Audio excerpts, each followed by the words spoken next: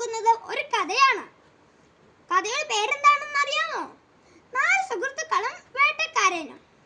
പണ്ടൊരു കാട്ടിൽ ഒരു കാക്ക, ഒരു ആമ, ഒരു മാൻ, ഒരു എലി എന്നിവർ വലിയ സുഹൃത്തുക്കളായി താമസിച്ചിരുന്നു. അവർ എപ്പോഴും ഒരുമിച്ചായിരുന്നു ഭക്ഷണം കഴിക്കുന്നത്. അങ്ങനെ ഇരിക്കെ ഒരു ദിവസം മാൻ ഭക്ഷണം തേടി കാട്ടിലേക്ക് പോയി. സാധാരണ തിരിച്ചെത്തേണ്ട സമയമായിട്ടും മാൻ തിരിച്ചെത്തിയില്ല. അത് കണ്ട് കാക്കയും ആമയും എലിയും ഒക്കെ വിഷമിച്ചു. കാക്ക മാനിനെ അന്വേഷിച്ച് ആകാശത്തിലൂടെ പറന്നു. കുറച്ചു ദൂരം ചെന്നപ്പോൾ മാൻ വേട്ടക്കാരന്റെ വലയിൽ കുടുങ്ങിക്കിടക്കുന്നത് കണ്ടു.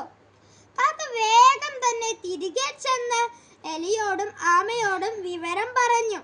അവർ മൂവരും വേഗം തന്നെ മാനിന്റെ അടുത്തെത്തി. മാൻ അവിടെ വിഷമിച്ചിരിക്കുകയായിരുന്നു. മാൻ അവരോട് പറഞ്ഞു, വേട്ടക്കാരൻ വരാൻ അധികം സമയമില്ല. അതിനു മുൻപ് രക്ഷിക്കാൻ എന്തെങ്കിലും ഒരു വഴി കണ്ടെത്തേണ്ടതാണ്. കാക്ക പറഞ്ഞു, വിഷമിക്കേണ്ട കൂട്ടുകാരാ, എലിക്ക് വല മുറിക്കാൻ കഴിയും. എലി മാനിനെ രക്ഷിക്കാൻ തയ്യാറായി.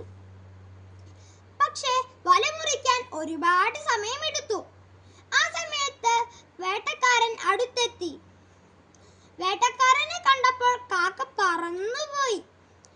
എലിയും മാനും ഓടി രക്ഷപ്പെട്ടു.